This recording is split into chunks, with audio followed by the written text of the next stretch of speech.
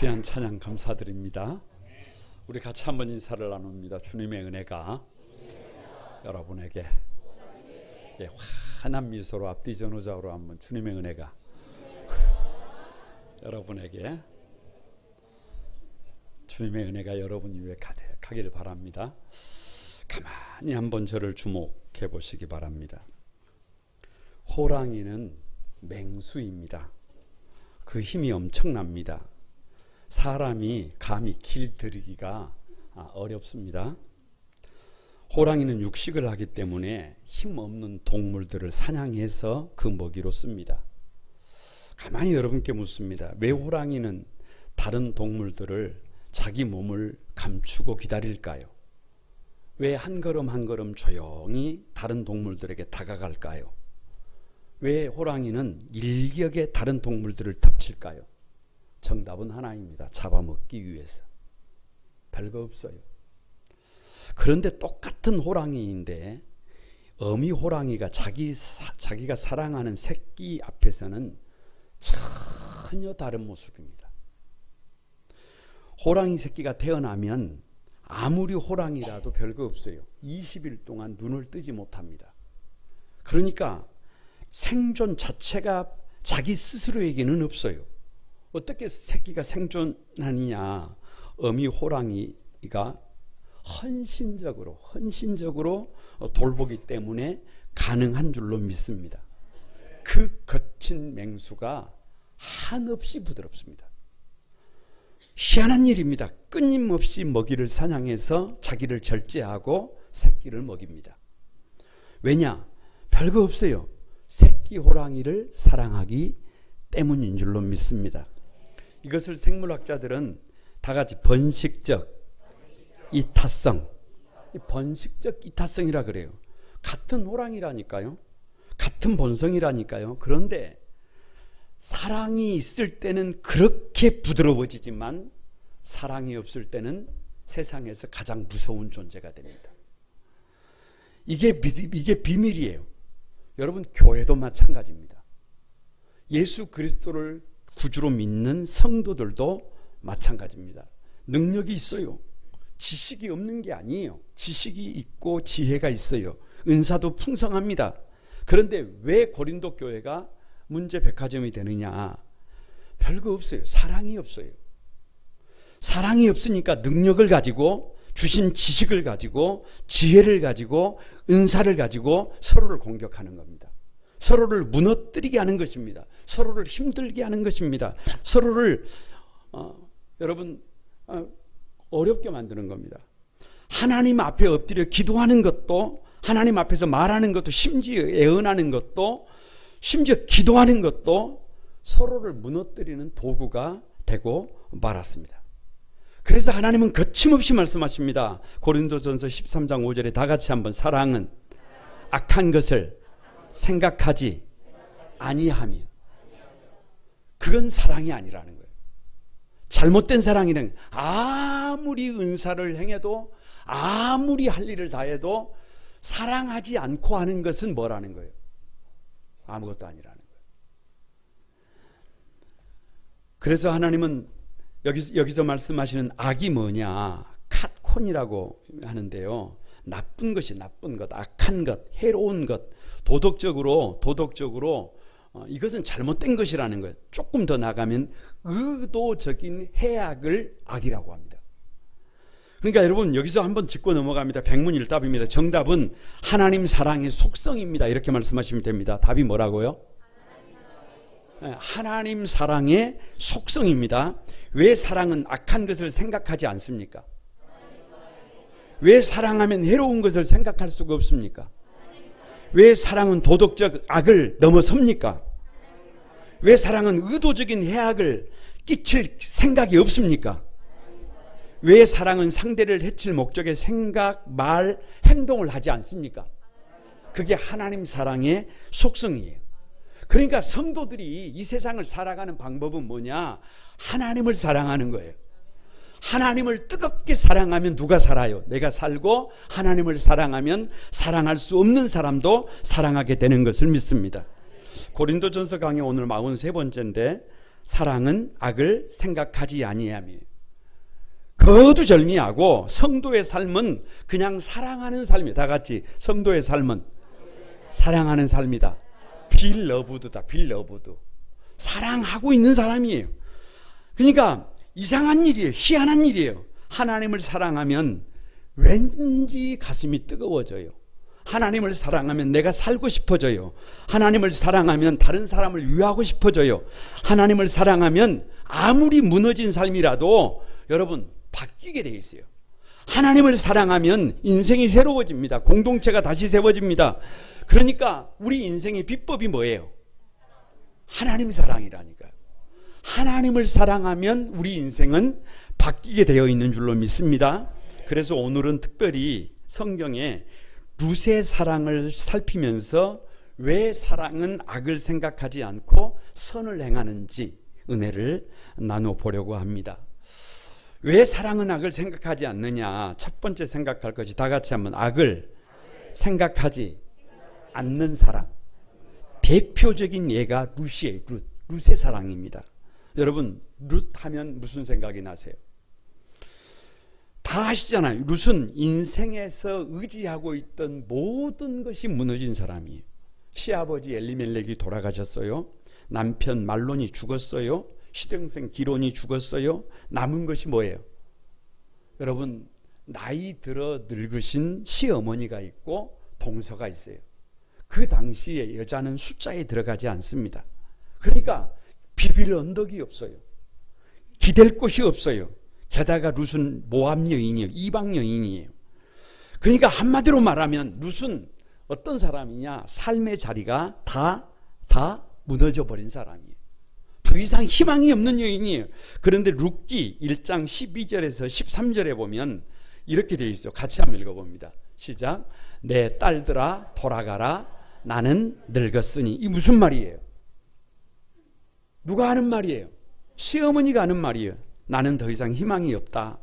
나는 너희에게 뭔가를 줄 수 있는 사람이 아니다. 다시 말하면 여러분 시어머니가 하는 말이 나는 너희에게 득이 안 된다. 그러니까 이제는 너희에게 짐이다. 그러니까 내 곁에 있지 말고 어디로 돌아가라. 너희의 고향으로 돌아가라. 그래서 그 얘기를 듣고 동서 오르바는 여러분 시어머니 형편을 고려하지 않고 아픔을 외면하고 시어머니가 어찌 되든 말든 자기 길을 걸어갔어요. 그런데 자기 유익을 위하는 삶을 포기하고 누구 곁에? 그 시어머니 곁에 남은 사람이 누구예요? 룻이에요. 룻기 1장 14절에 이렇게 말합니다. 같이 한번 읽어봅니다. 14절 시작. 룻은 그를 붙쫓았더라. 여기 붙쫓았더라가 디바크예요. 디바크. 다 같이 디바크. 이 무슨 말이에요? 완전히 단단히 붙들다는 말이에요. 단단히 붙들다. 연합하다. 하나가 돼버렸다는 말이에요. 그러니까 누구와 시어머니와 하나가 돼버렸다는 거예요. 다시 말하면 시어머니와 자신은 하나라는 거예요. 떨어질 수 없는 사이라는 거예요. 아무리 이방 여인으로서 차별을 받고 시어머니 때문에 가난을 당하고 고생을 감당한다고 해도 내가 힘들어도 시어머니와 나는 뭐다? 하나다. 다 같이 시어머니와 나는 하나다. 시자가 들어가면 다 싫대요. 그런데 이게 차이가 있어요. 차이가 있어요. 여러분께 묻습니다. 왜 룻의 사랑은 자기 유익보다 시어머니의 고통을 먼저 생각합니까? 그게 사랑이라니까요. 그게 사랑의 속성이라니까요. 왜 룻의 사랑은 손해를 감수하고 심지어 불이익을 끌어안습니까? 그것이 사랑이라니까요. 왜 룻의 사랑은 조건을 넘어서는 그런 헌신적인 사랑을 합니까? 그게 사랑이에요. 다시 말씀드리지만 하나님 사랑의 특징이 뭐냐? 악을 생각하지 않아요. 사랑은 디바크예요. 디바크. 다 같이 끊어지지 않는 연합이다. 불편함을 감수하는 연대다. 서로의 아픔을 외면하지 않는 끝까지 충성이다. 무슨 말인지 잘 못 알아먹어도 괜찮습니다. 그러니까 여러분 디바크라고 하는 말은 아무리 어려운 환경 속에서도 시어머니와 나는 뭐라는 거예요? 하나라는 거예요. 하나라는 거예요. 그런 룻의 결단과 각오가 룻기 1장 16절에 나와 있어요. 같이 한번 읽어봅니다. 시작. 룻이 이르되 내게 어머니를 떠나며 어머니를 따르지 말고 돌아가라 강권하지 마옵소서. 어머니께서 가시는 곳에 나도 가고 어머니께서 머무시는 곳에 나도 머물겠나이다. 어머니의 백성인 나의 백성이 되고 어머니의 하나님이 나의 하나님이 되시리니. 자 보세요. 어머니께서 가시는 곳에 누구도 간다. 나도 간다. 나도 간다. 다시 말하면 어머니와 삶을 함께 하겠다. 고난도 불편도 어려움도 함께 감당하겠다. 이 고백은 사실상 내 인생의 방향을 내가 원하는 삶을 사는 것이 아니라 어머니의 삶에 맞추겠다라고 하는 선언이에요. 선언. 이거 아무나 할 수 있는 게 아니에요. 지금 나의 형편, 지금 나와 함께하는 사람의 삶을 여러분 다시 말하면 지금 나의 형편을 돌아보기보다 내가 함께하고 있는 사람의 삶을 더 중요시 여기는 거예요. 이것은 철저히 악을 구하지 않는 사랑이, 자기의 유익보다 다른 사람의 고통을 우선시하는 사랑이. 거기다가 어머니께서 머무시는 곳에 나도 머물겠다. 이 말은 끝까지 책임을 지겠다는 말이에요. 끝까지 변치 않는 충성이에요. 내가 어머니와 함께 언제까지나 함께 하겠습니다. 나는 어머니께서 외롭지 않게 곁을 지키겠습니다. 여러분, 이게 쉬워요? 이게 쉽습니까? 백문일답입니다. 정답은 딱 결론을 내리고 가는 거예요. 다 같이 믿음의 결단입니다. 물으면 다 결단이에요. 믿음의 결단이에요. 이런 지속성 있는 사랑을 선택한 비결이 뭡니까? 이런 계산이 아닌 사랑을 선택한 비결이 뭐예요? 믿음의 결단입니다. 이런 어려운 조건에 흔들리지 않는 사랑의 비결이 뭐예요? 믿음의 결단이에요. 그래서 16절 마지막 하반절에 어머니의 하나님이 나의 하나님이 되신다라고 하는 이 고백은 다시 말하면 룻이 이런 결단을 할 수 있었던 비결이 하나님에 대한 믿음이에요. 믿음이 있기 때문에 이런 고백을 할 수 있는 줄로 믿습니다. 어머니 나오미의 삶에 자신의 인생의 방향을 맞추는 동시에 삶 전체를 하나님 중심으로 맞추는 거예요. 그래서 룻의 고백은 중요한 원리가 하나 있어요. 하나님을 향한 사랑과 이웃을 향한 사랑이 만나는 자리에 누구의 믿음의 고백이? 룻의 고백이. 그러니까 이런 거예요. 하나님을 사랑하기 때문에 나오미를 사랑하고, 다 같이 나오미를 사랑하기에 하나님께 순종하는 거예요. 다시 말하면 하나님을 사랑한다라고 하는 증거를 얻는 거예요. 이것을 일컬어서 사랑의 순환적 고리라고 그래요. 뭐라고요? 사랑의 순환적 고리라고 그래요. 아무것도 아닌 것 같지만 룻이 나오미를 사랑할 수 있던 그것 자체가 누구를 사랑한다라고 하는, 하나님을 사랑한다라고 하는 증거라는 것입니다. 설교를 준비하면서 이런 생각을 해봤어요. 룻의 선택은 세상적으로 볼 때 바보 같은 일이에요. 바보 같은 일. 이거 말이 안 돼요. 아무리 생각해도 이런 결단은 좀 이해하기가 어려워요. 왜냐 그러면 남편이 없어요. 가진 것이 없어요. 환경도 좋지 않아요. 다시 말하면 여러분 코 한번 만져보세요. 누코가 자기 코가 석자예요. 지금 자기 코가 석자. 그런 상황에서 선한 생각은 할 수 있다 없다? 있다. 왜 생각을 못해요? 생각도 못해요? 생각은 할 수 있는데 그 생각을 행동에 옮기는 것은 쉽다 어렵다? 이건 어렵다니까요. 이건 아무나 할 수 있는 게 아니라니까요. 그런데 룻기 2장 2절에 이런 고백을 합니다. 다 같이 한번 읽어봅니다. 시작.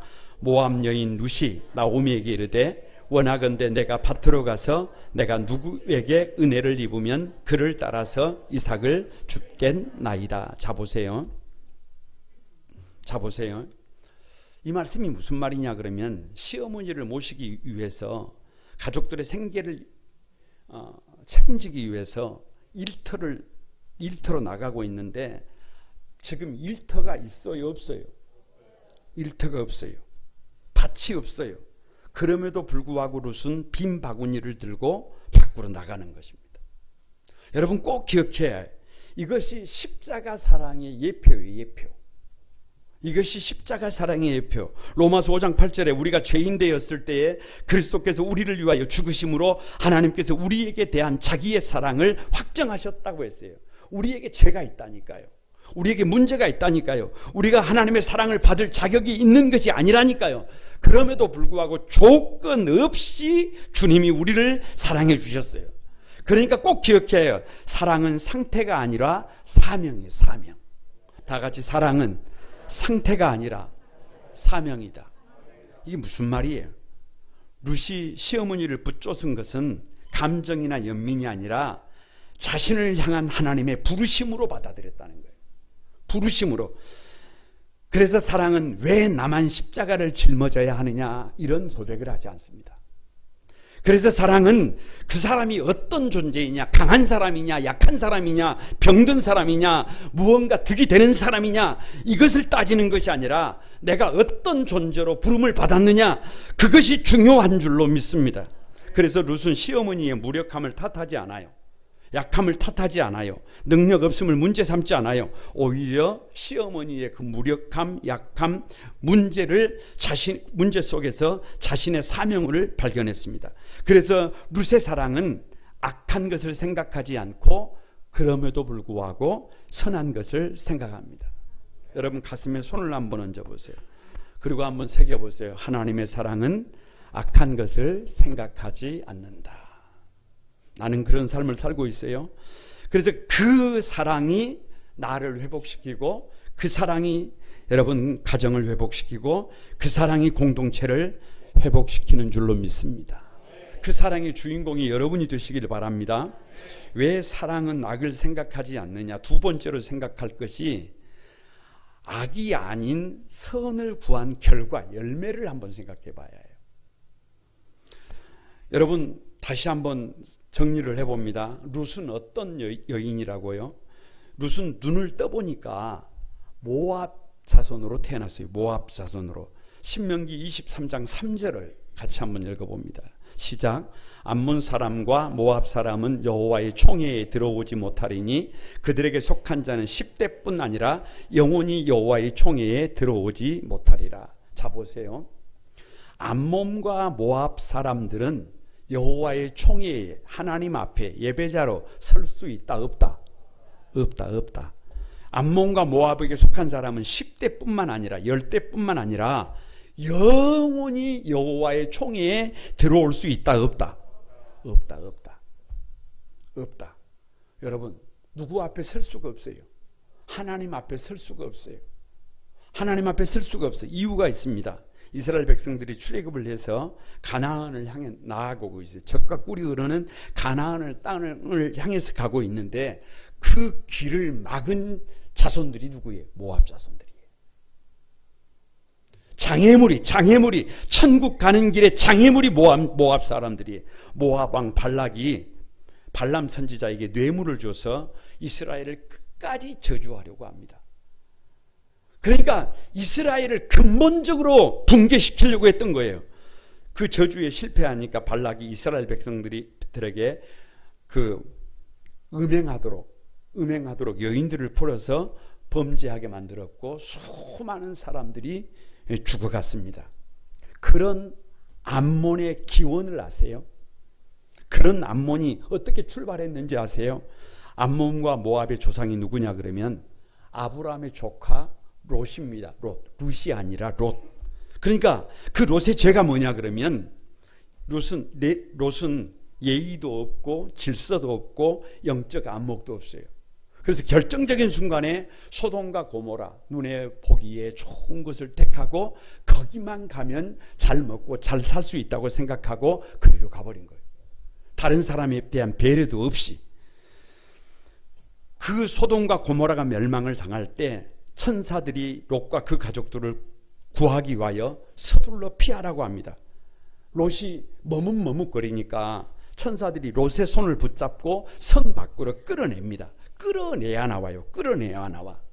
그런데 롯의 아내가 뒤를 돌아보다가 소금 기둥이 됐어요. 롯의 사위들은 농담으로 여기고 여러분 그 안에서 죽었어야 했어요. 결국 남겨진 두 딸이 아버지와 함께 소알성으로 들어가서 아버지에게 술을 마시고 동침을 해서 태어난 족속이 모압과 암몬입니다. 그러니까 모압과 암몬은 기원 자체가 부끄러운 가족사예요. 부끄러운 가족사.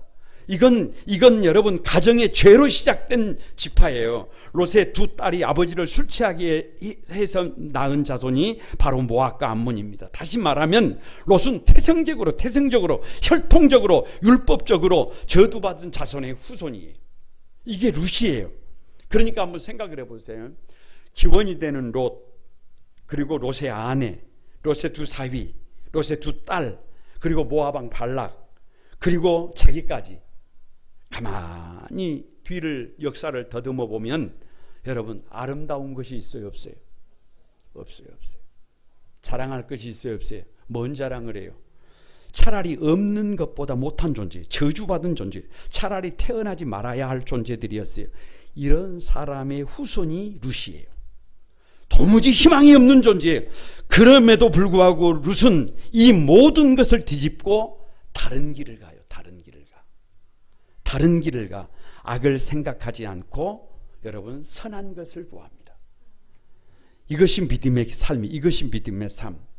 룻기 4장 17절을 한번 봅니다. 다 같이 한번 읽어봅니다. 시작. 그의 이름을 오벳이라 하였는데 그는 다윗의 아버지인 이새의 아버지였더라. 자, 묻습니다. 다윗 왕이 누구예요? 역사학자들이 지구촌에서 살다가 모든 사람들을 데이터베이스에 구축을 해가지고 가장 아름다운 삶을 살았던 사람이 누구냐, 복 있는 삶을 살았던 사람들이 누구냐, 전무후무한 인물이 누구냐, 다윗이래요. 다윗 왕이래요. 모든 역대기, 열왕기 상하, 역대 상하, 사무엘 상하, 열왕기 상하, 이런 역대기의 평가가 뭐냐 그러면 다윗의 길을 걸으면 선한 왕이에요. 그런데 다윗의 길을 따르지 않으면 악한 왕이에요. 그런 전무후무한 왕의 조모가 누구예요? 조모가 룻이에요. 조모가 룻이에요. 룻의 변화는 단순한 인생의 역전 스토리가 아니라 저주의 궤보를 뒤엎은 하나님의 믿음의 역사인 것을 믿습니다. 저주의 상징이었던 룻이 하나님의 마음에 합한 다윗의 증조모가 된 것입니다. 여러분, 하나님의 일하심이에요. 도무지 희망이 없는 룻이 구속사의 중심이 됩니다. 율법적으로 영원히 여호와의 총에 들어오지 못할 존재인데, 혈통적으로 수치의 기원에서 비롯된 부끄러운 후손인데, 현실적으로 모든 것을 잃어버린 가난한 과부인데, 그런 그녀가 하나님 나라의 혈통이 되는 겁니다. 다윗의 증조모가 되는 겁니다. 하나님의 마음에 합한 왕, 모든 왕의 기준점이 되는 왕, 하나님의 언약을 이어받은 왕, 메시아의 예표가 되는 왕, 그 왕의 할머니가 되는 것입니다. 위대한 하나님의 나라의 뿌리가 됩니다. 도무지 가능성이 없고 자격도 없고 조건도 없던 그 여인이 축복의 중심에 들어갑니다. 이걸 단순한 복이라고 생각하세요? 이걸 단순한 회복이라고 생각하세요? 그것이 아닙니다.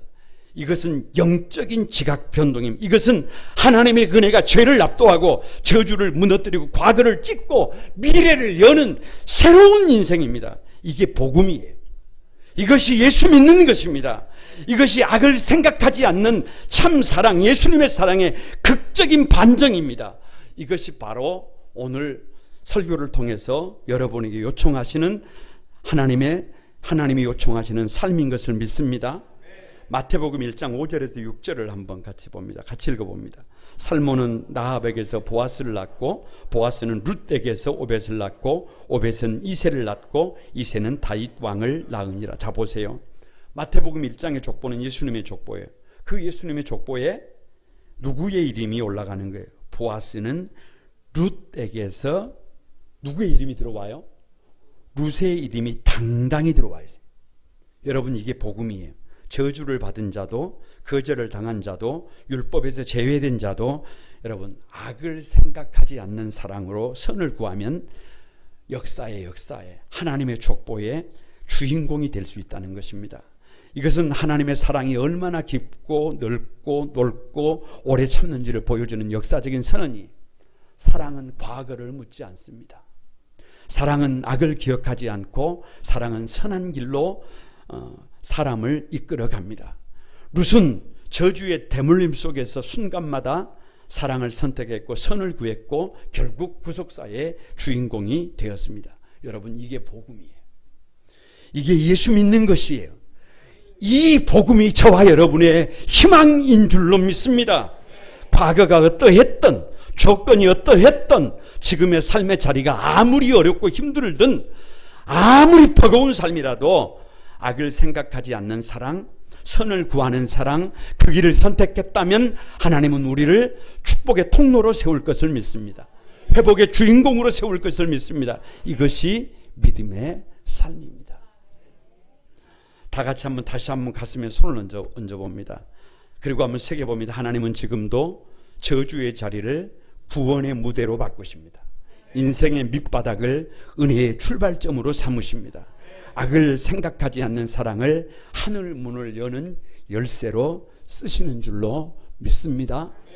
같이 한번, 주여, 내가 하늘 문을 여는 열쇠가 되게 해주십시오.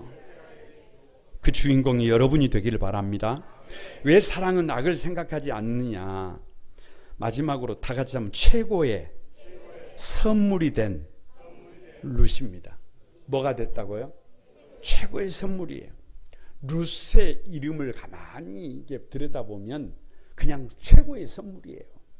최고의 선물. 룻기 4장 15절입니다. 같이 한번 읽어봅니다. 시작. 이는 내 생명의 회복자이며 내 노년의 봉양자라. 곧 너를 사랑하며 일곱 아들보다 귀한 며느리가 낳은 자로다 아니라. 자, 보세요. 백문일답입니다.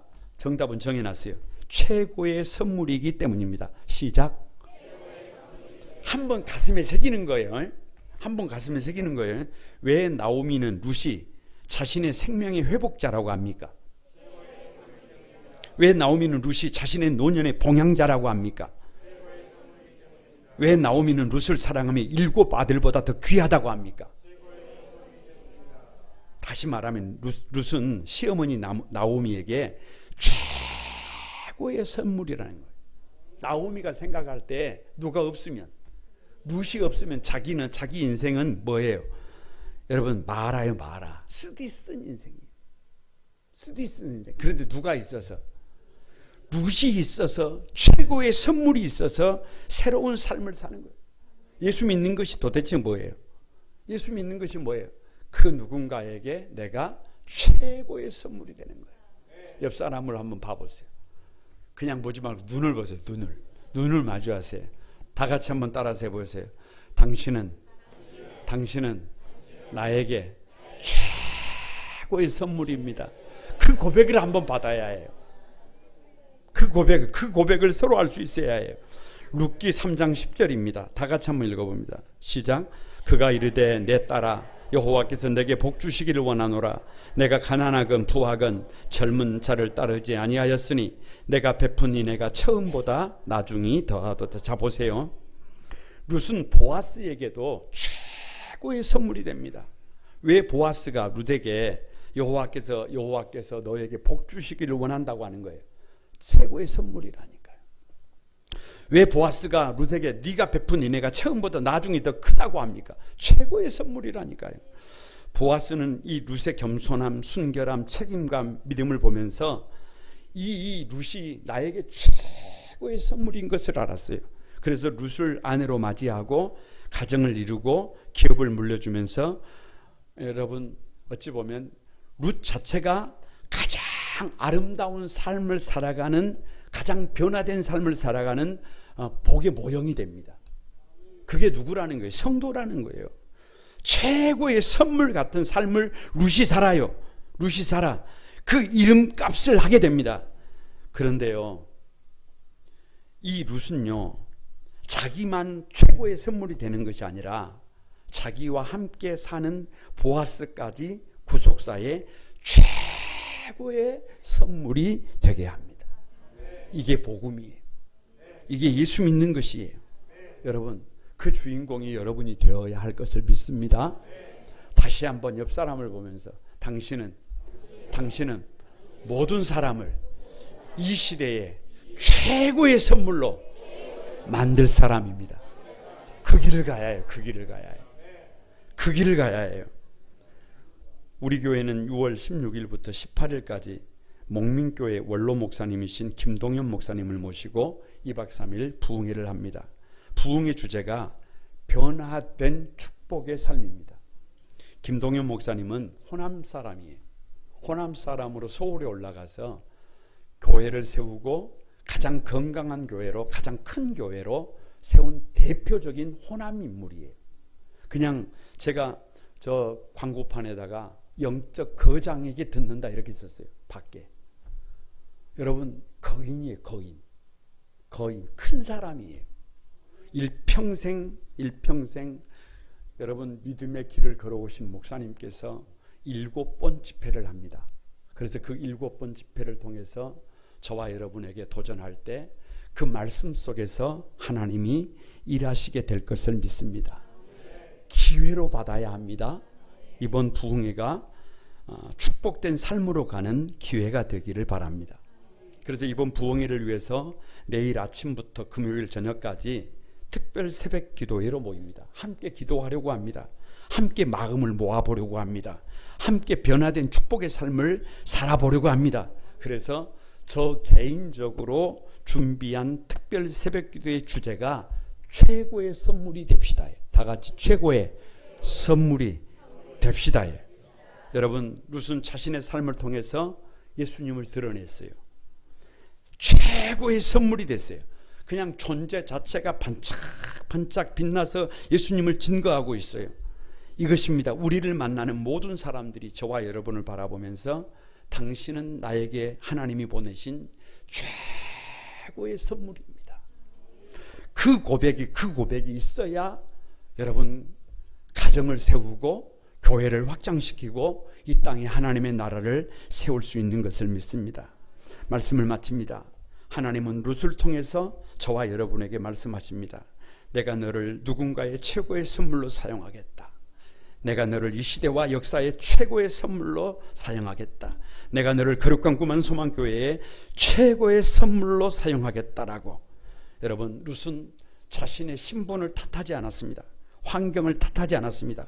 조건을 핑계로 삼지 않았습니다. 단지 사랑했습니다. 악을 구하지 않고 선을 구하고 자신에게 주어진 길을 묵묵히 걸었습니다. 그 주인공이 저와 여러분이 되기를 주님의 이름으로 축복합니다. 우리 찬양하면서 기도하겠습니다.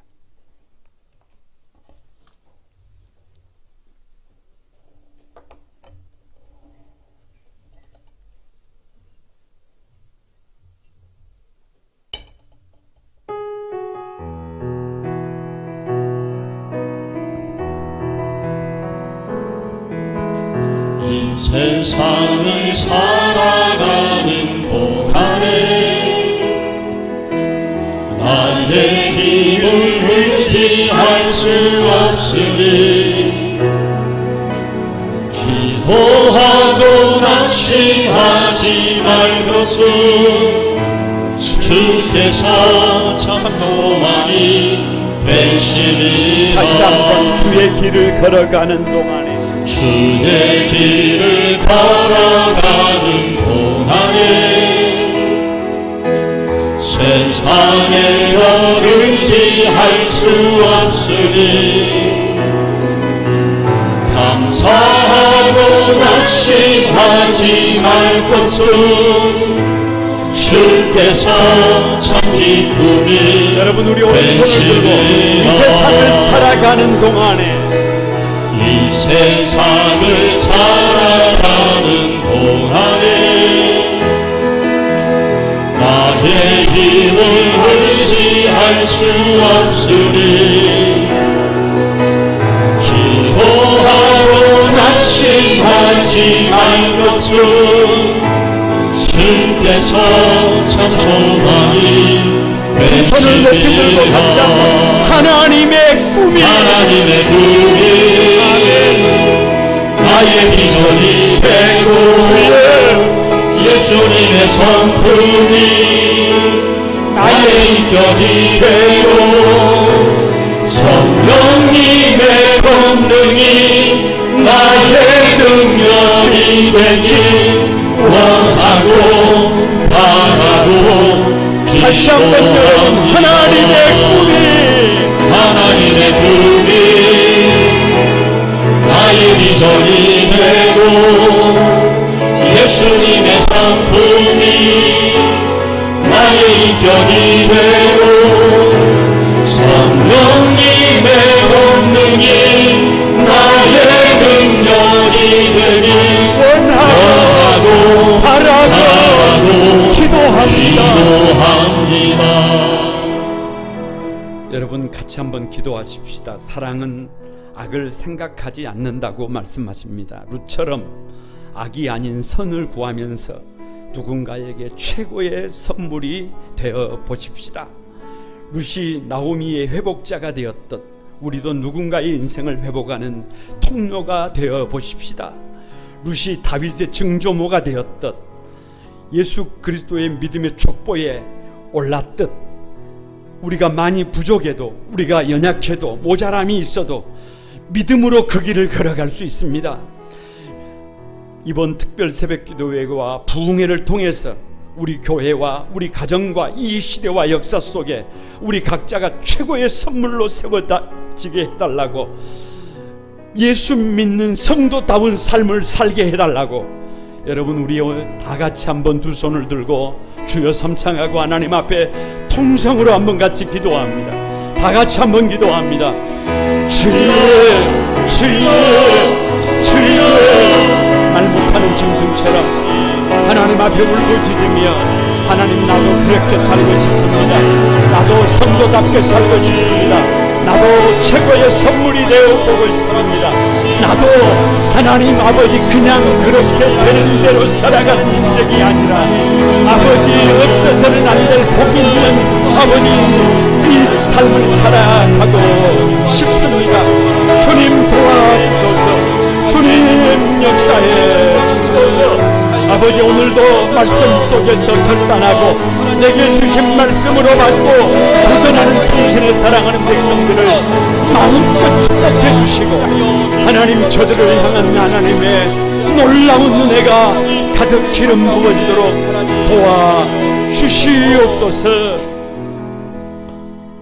거룩하신 하나님, 저주받은 인생을 가장 복 있는 최고의 선물로 바꾸신 하나님, 룻이 시어머니 나오미의 고통을 외면하지 않을 수 있었던 비결은 하나님 사랑입니다. 하나님에 대한 믿음입니다.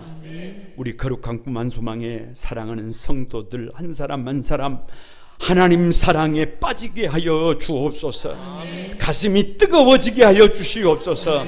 하나님 사랑으로 아버지 하나님 불타오르게 도와주옵소서. 그래서 악을 생각하지 않으며 아버지 사랑하는 삶을 통하여 그 누군가에게 최고의 선물이 되게 하여 주시고 사랑하는 가족들에게, 사랑하는 주님의 몸된 교회에, 이 시대와 역사와 민족 가운데, 이 지구촌 열방 가운데 최고의 선물이 되고 최고의 선물이 되는 가문이 되고 최고의 선물이 되는 교회가 되도록 축복해 주옵소서. 이번 특별 새벽 기도회와 부흥회를 통해서 하나님이 예비하신 변화된 축복의 삶을 누리고 우리 공동체가 이 시대의 최고의 선물로 세워지게 하여 주옵소서. 예수님의 이름으로 기도드리옵나이다. 아멘. 다 같이 자리에서 일어나셔서